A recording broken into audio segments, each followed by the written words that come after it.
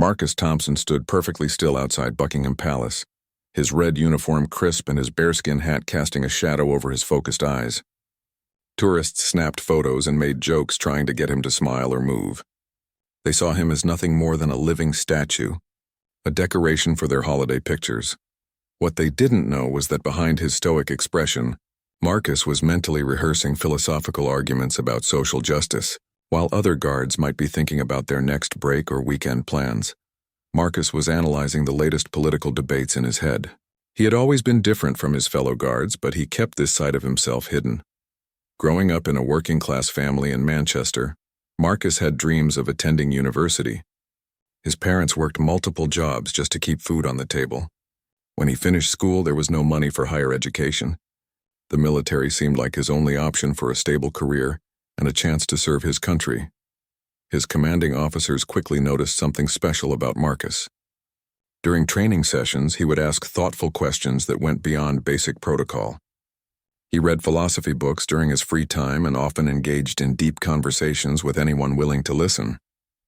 Other soldiers respected him, but they didn't quite understand his intellectual curiosity. After 5 years of distinguished military service, Marcus applied to join the Queen's Guard. The position was prestigious and he was proud to be selected. However, he soon realized that most people viewed the guards as silent ornaments rather than thinking human beings. The daily routine was demanding, but predictable. Marcus would stand for hours without moving, maintaining perfect posture while observing everything around him. He developed an incredible ability to focus his mind while his body remained completely still. This skill would prove more valuable than he ever imagined. During his breaks, Marcus would retreat to a quiet corner and read. He consumed books on history, politics, economics, and philosophy. His favorite authors included John Stuart Mill, Karl Marx, and contemporary thinkers like Noam Chomsky. He began to form his own ideas about society, democracy, and human rights. His fellow guards thought his reading habits were amusing but harmless. They would joke about Marcus being the professor of the group. Little did they know that he was seriously considering applying to Oxford University. The idea seemed impossible. How could a royal guard with no formal higher education compete with the brightest students in the country? Marcus spent months researching Oxford's admission requirements. He discovered that the university had special provisions for mature students with exceptional circumstances. Military service could be considered equivalent to certain academic qualifications, and there were scholarships available for students from disadvantaged backgrounds. The application process was intimidating. Marcus had to write personal statements, gather references, and prepare for entrance examinations. He studied during every spare moment, often reading by flashlight after lights out in the barracks. His dedication was absolute, even though he told no one about his plans. When the acceptance letter arrived, Marcus could hardly believe it. Oxford University had offered him a place to study philosophy, politics, and economics. The scholarship would cover his tuition and provide a modest living allowance. His childhood dreams were finally within reach. Breaking the news to his commanding officers was nerve-wracking. They were surprised but supportive, understanding that this was a once-in-a-lifetime opportunity. His fellow guards were amazed. They had known Marcus was intelligent, but attending Oxford seemed like something from a different world. The transition from palace guard to university student would be dramatic. Marcus worried about fitting in with classmates who had attended elite private schools and grown up in wealthy families. He wondered if his working-class accent and military background would make him stand out for all the wrong reasons. As his final day of guard duty approached, Marcus felt a mixture of excitement and anxiety. He had proven to himself that he could achieve something extraordinary through determination and hard work. The tourists still saw him as a silent figure in a red uniform, but soon he would be walking the historic halls of one of the world's most prestigious universities. His last shift outside Buckingham Palace was emotional. As tourists took their usual photos and made their predictable jokes, Marcus smiled inwardly. If they only knew that this decoration would soon be debating with some of the brightest minds in academia, they might show a little more respect. The next chapter of his life was about to begin, and Marcus was ready to prove that intelligence and determination could overcome any background or circumstance. Walking through the gates of Oxford University for the first time, Marcus felt completely out of place. Students rushed past him wearing expensive clothes and speaking in confident, polished accents. Many of them seemed to know each other already, having attended the same prestigious schools or grown up in similar social circles. Marcus carried a single worn duffel bag containing all his possessions. His fellow students arrived with cars full of belongings, expensive laptops, and designer furniture for their rooms. The contrast was stark, and Marcus wondered if he had made a terrible mistake. His college room was small but comfortable. As he unpacked his few belongings, he could hear laughter and conversation from the courtyard below. Groups of students were already forming friendships, bonding over shared experiences from their elite schools. Marcus felt like an outsider looking into a world he didn't understand. The first few lectures were overwhelming. His professors spoke rapidly, referencing books and concepts that seemed familiar to everyone except him. Other students participated confidently in discussions, dropping names of philosophers and historical figures as if they were old friends. Marcus remained silent, afraid that speaking would reveal his lack of formal education. During tutorials, small group sessions that were central to the Oxford experience, Marcus struggled to keep up. His classmates had been trained to debate and argue from an early age. They spoke with confidence about complex theories, even when their understanding was superficial. Marcus knew his ideas were often better thought out, but he lacked the vocabulary and presentation skills to express them effectively. The social aspects of university life were equally challenging. Evening conversations in the common room often centered around topics that were foreign to Marcus. Students discussed their gap years traveling through Europe, internships at prestigious companies, and family connections in government or business. Marcus had no similar experiences to share. One evening, feeling particularly isolated, Marcus called his parents from a payphone in the corridor. His mother was excited to hear about his classes, but she couldn't relate to his struggles with academic culture. His father, proud but worried, asked if Marcus was sure he belonged at such a fancy place. The conversation left Marcus feeling more alone than before. Meals in the dining hall became a daily challenge. Tables were often divided by social groups that had formed naturally around shared backgrounds. Marcus usually ate alone, reading while he ate to avoid the awkwardness of sitting in silence. Other students were friendly enough when directly approached, but few made efforts to include him in their conversations. The academic workload was intense, but Marcus found that his military discipline gave him an advantage. While other students struggled with the transition from structured school environments to university independence, Marcus thrived on managing his own schedule. He created detailed study plans and stuck to them religiously. Late-night library sessions became his refuge. In the quiet atmosphere surrounded by ancient books, Marcus felt more comfortable. He could focus on learning without worrying about social interactions. His reading speed and comprehension improved rapidly as he immersed himself in academic texts. Gradually, Marcus began to notice patterns in how successful students approached their studies. The most impressive performers weren't necessarily the most naturally gifted, but those who asked insightful questions and made unexpected connections between different ideas. This realization gave Marcus hope that his unique perspective might actually be valuable. His breakthrough came during a political philosophy tutorial focused on social mobility. While other students discussed the topic theoretically, Marcus spoke from lived experience about class barriers and limited opportunities. His personal insights were so compelling that even the most confident students fell silent to listen. Professor Williams, who led the tutorial, was visibly impressed. After class, she approached Marcus to discuss his comments further. She explained that his perspective brought authenticity to discussions that often remained abstract. For the first time since arriving at Oxford, Marcus felt that his background was an asset rather than a liability. Word of Marcus's contributions began to spread among faculty members. Several professors made efforts to encourage him during lectures, recognizing that his hesitation to speak wasn't due to lack of knowledge but lack of confidence. Their support gave Marcus the encouragement he needed to participate more actively in class discussions. As the first term progressed, Marcus slowly began to find his place at Oxford. He realized that while his classmates had certain advantages, they also had blindness to perspectives that came naturally to him. His working-class background and military experience provided insights that enriched academic discussions in ways that privileged upbringings could not. By his second term at Oxford, Marcus had found his academic rhythm, but he still felt disconnected from university social life.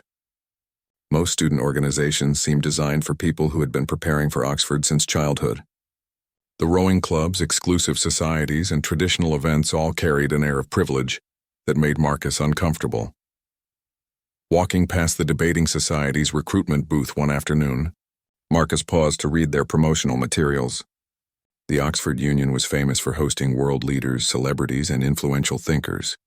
Their weekly debates attracted hundreds of students and were often covered by national media. The idea of participating seemed both exciting and terrifying. A confident third-year student named Sebastian approached Marcus at the booth. Sebastian had the polished appearance and accent typical of Oxford's social elite. He explained that the Union was always looking for fresh perspectives and encouraged Marcus to attend their next debate as an observer. His manner was friendly but slightly condescending, as if he were doing charity work. The debate topic was, "This House believes that military service should be mandatory." Marcus found the choice ironic, given his background. He attended as a spectator, sitting in the back of the packed chamber. The speakers were articulate and confident, but their arguments seemed theoretical and disconnected from reality. Student after student rose to speak about military service as an abstract concept.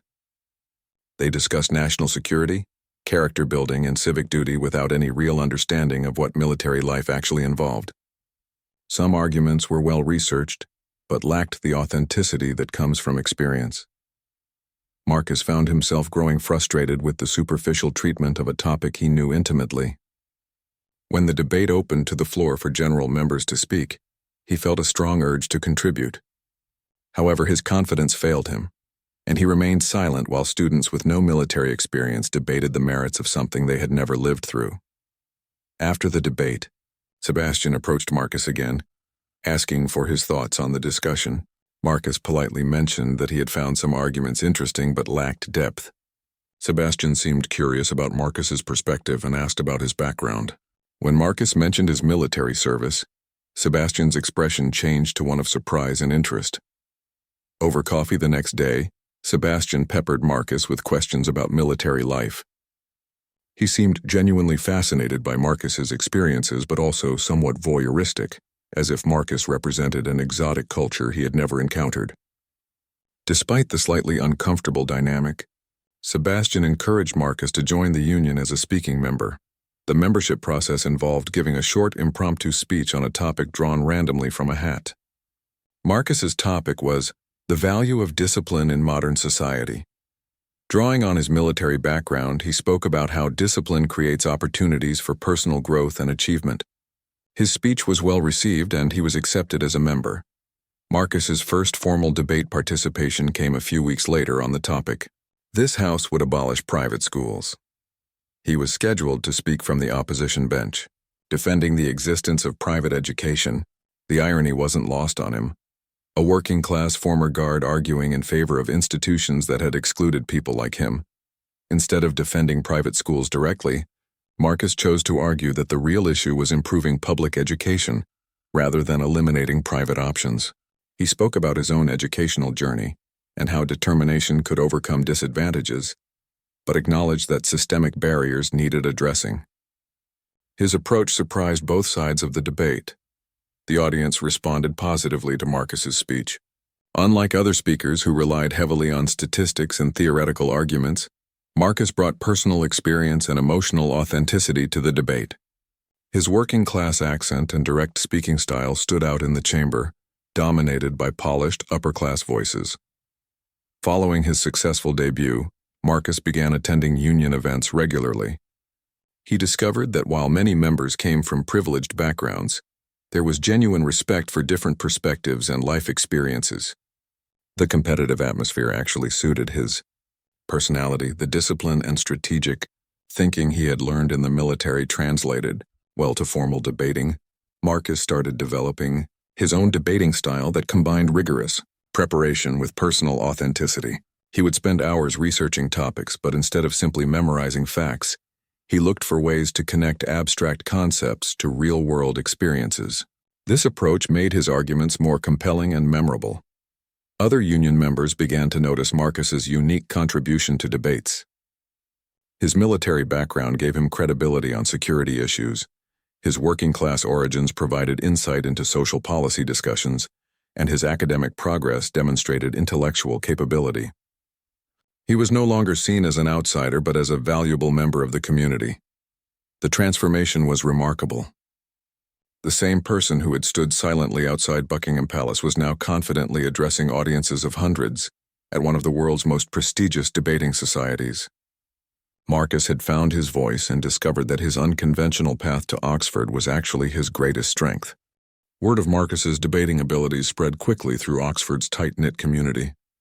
His reputation as someone who could bring fresh perspectives to tired academic arguments made him increasingly sought after for major debates. What had started as nervous participation was becoming genuine influence within the Union. The turning point came when Marcus was invited to speak at a high-profile debate titled "This House Has No Confidence in Democracy." The topic attracted significant media attention, with journalists and political commentators expected to attend. For Marcus, it represented both an incredible opportunity and his biggest challenge yet. The debate was scheduled for a Friday evening in the Union's Grand Chamber. As the day approached, Marcus felt the familiar nervousness he had experienced before his first speech, but this time it was mixed with confidence earned through months of successful participation. He had learned to channel his anxiety into focused preparation.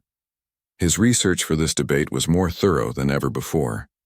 Marcus didn't just read academic papers and political commentaries. He reached out to ordinary people in his hometown of Manchester, conducting informal interviews about their feelings toward democracy. This grassroots research would become the foundation of his argument. The evening of the debate, the chamber was packed beyond capacity. Marcus recognized several faces from television: political commentators, university administrators, and even a few members of parliament. The atmosphere was electric with anticipation. He took his seat on the proposition bench, defending democracy against some of Oxford's most accomplished speakers. The opening speeches from both sides were predictably brilliant. Opposition speakers argued that democracy had failed to address inequality, climate change, and social division. They presented compelling statistics about voter apathy and political corruption. Their arguments were intellectually rigorous and delivered with polished confidence. When Marcus's turn came to speak, he approached the podium with steady determination. Instead of beginning with theoretical arguments, he told a story about his grandmother, who had lived through World War II and always spoke about voting as a precious right that people had died to protect. The chamber fell silent as he connected this personal narrative to broader themes about democratic participation. Marcus argued that democracy's apparent failures weren't inherent flaws in the system, but results of citizen disengagement and institutional neglect. He drew parallels between military service and democratic participation, explaining how both required active commitment rather than passive consumption. His military experience gave weight to his arguments about civic duty and collective responsibility. The most powerful moment of his speech came when Marcus directly addressed the privileged audience before him. He pointed out that many criticisms of democracy came from people who had benefited enormously from democratic institutions: quality education, free expression, and opportunities for advancement. His challenge to the audience to examine their own relationship with democratic privilege was both bold and effective. Marcus's conclusion tied together personal experience, historical perspective, and moral urgency. He argued that abandoning democracy would mean abandoning hope for people like his family, working-class citizens whose only path to influence lay through democratic participation. His final words about the obligation to strengthen rather than surrender democratic institutions brought the chamber to its feet in sustained applause. The response to Marcus's speech was immediate and overwhelming. Students who had initially dismissed him as an interesting novelty now recognized him as a formidable intellectual force. Faculty members who had been politely encouraging became genuinely impressed by his analytical depth and rhetorical skill.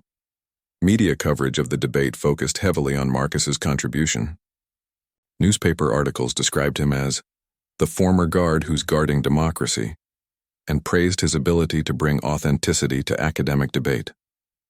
Television commentators noted how his working-class perspective had challenged assumptions held by more privileged speakers. The debate marked Marcus's emergence as one of Oxford's most respected student voices. Invitations to speak at other universities, political events, and media programs began arriving regularly. What had started as personal challenge had become a platform for representing perspectives rarely heard in elite academic circles.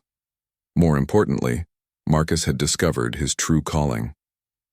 The combination of intellectual rigor and public speaking that debating required suited his personality perfectly. He began considering careers in politics, journalism, or law, fields that would allow him to continue using his voice to bridge different worlds and challenge assumptions. His transformation was complete in ways that extended far beyond academic achievement. The shy guard who had hidden his intelligence behind a stoic mask had become a confident public speaker who could command attention from some of the most accomplished people in the country. His journey from Palace Sentry to Oxford Star had proven that determination and authenticity could overcome any social barrier.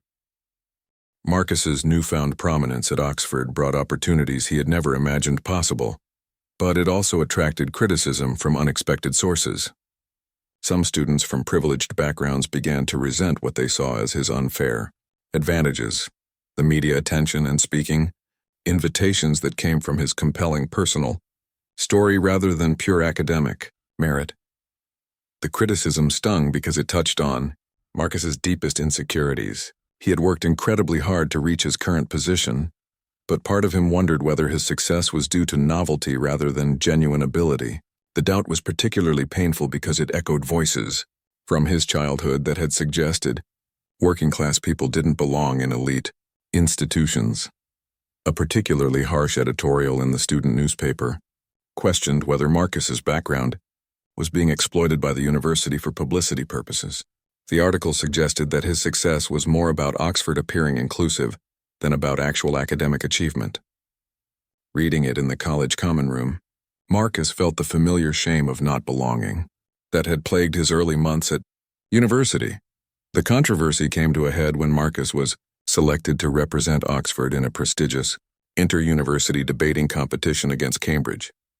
The annual event was a highlight of the academic calendar, with intense media coverage and significant prestige attached to participation. Some students openly questioned whether Marcus deserved the honor. Sebastian, who had become a genuine friend despite their different backgrounds, warned Marcus about the pressure he would face. The Cambridge team would certainly research his background and might try to use his working-class origins against him. The topic of this house believes that merit should be the only criterion for university admission, seemed designed to put Marcus in an impossible position. Preparing for the Cambridge debate required a different approach than Marcus had used before. He couldn't rely solely on personal experience because his opponents would be expecting that strategy. Instead, he needed to demonstrate mastery of complex academic arguments while maintaining the authenticity that had made him successful. Marcus spent weeks developing arguments that went far beyond his personal story. He researched educational policy across different countries, analyzed statistical studies about social mobility, and engaged with sophisticated philosophical discussions about the nature of merit itself. His preparation was more thorough than anything he had attempted before.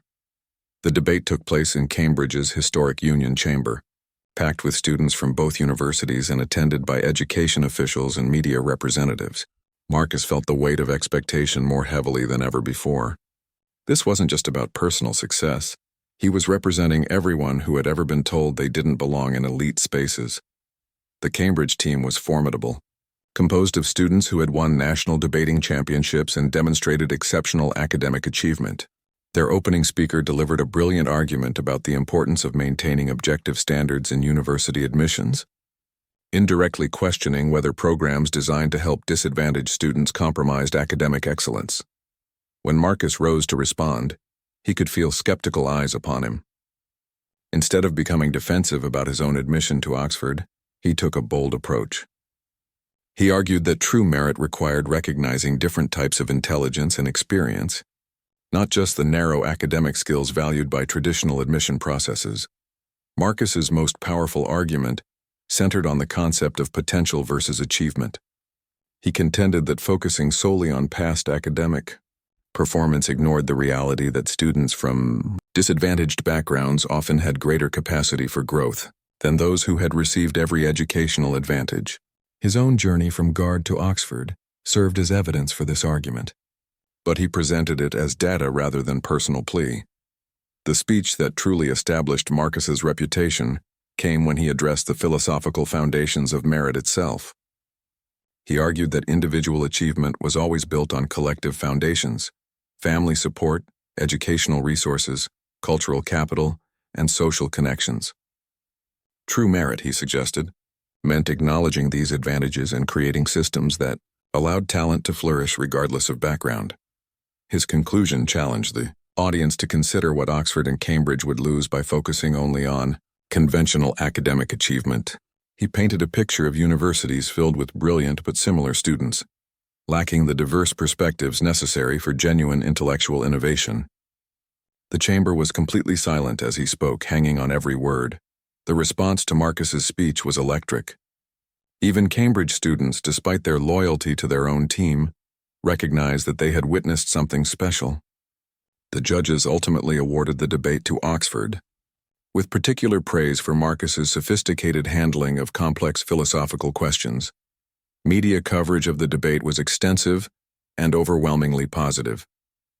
Marcus was no longer described as an interesting novelty, but as a serious intellectual voice who could hold his own in any academic setting.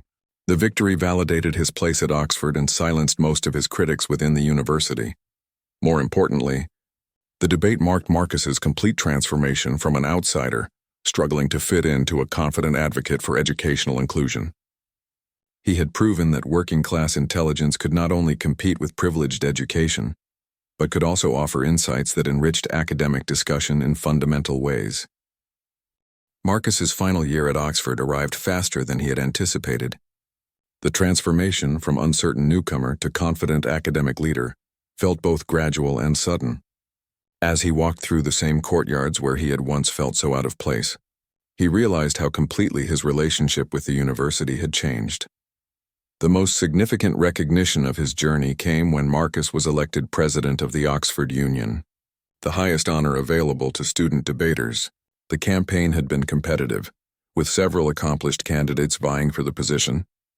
Marcus's victory represented not just personal achievement but symbolic proof that Oxford was changing to embrace diverse backgrounds and perspectives. His inaugural speech as Union president focused on the theme "Expanding the Conversation." Marcus spoke about the importance of bringing different voices into academic debate and ensuring that elite institutions remained connected to the broader society they claimed to serve. The speech was vintage Marcus, intellectually rigorous yet personally authentic, challenging yet inspiring. Under Marcus's leadership, the Union began hosting debates on topics that previous generations of privileged students might have avoided. Sessions on working-class representation in politics, the military experience in civilian society, and social mobility through education drew packed audiences and national media attention. Marcus had successfully used his platform to amplify perspectives that had long been marginalized. His academic performance had been consistently excellent throughout his 3 years at Oxford. Marcus's professors noted that his essays combined rigorous analysis with insights that could only come from lived experience. His final dissertation on democratic participation across social classes was recommended for publication by multiple faculty members. As graduation approached, Marcus faced decisions about his future that would have been unimaginable 3 years earlier.